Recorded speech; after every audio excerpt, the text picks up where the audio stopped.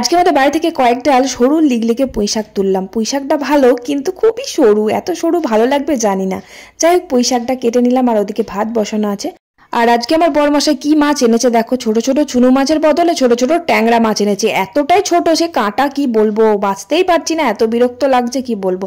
এমনিতে মাছগুলো প্রচুর কাটা থাকে দুই সাইডে, তারপরে আবার ছোট ছোট, খুব বিরক্ত লাগছিল, অনেকক্ষণ সময় লাগলো মাছগুলো কাটতে ধুতে। যাই হোক মাছের সাথে একটু ডিমও এনেছে, মাছের ডিম। তো যাই হোক, তো রান্নাঘরে এসে ভাতটা নামিয়ে দিলাম, দিয়ে যে পুঁইশাক চচ্চড়িটা রান্না করে নিলাম। আর মাছের ডিমটা পেঁয়াজ ছাড়া কিছুটা ভাজা করলাম আর পেঁয়াজ দিয়ে কিছুটা ভাজা করলাম। আর এই যে দেখো ট্যাংরা মাছগুলো একদম ছোট ছোট কুচি কুচি মাছ। এই মাছটা কি আর করব, মাছটা আলু কচু বেগুন দিয়ে তরকারি করলে বেশ ভালোই লাগবে। তবে ট্যাংরা মাছ বড় বড় খেতে বেশি ভালো লাগে, এত ছোট ছোট জানি না কেমন লাগবে খেতে।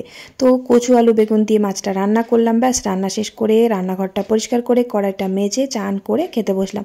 ভালো লাগলে একটা লাইক করে দিও। Tata, bye bye.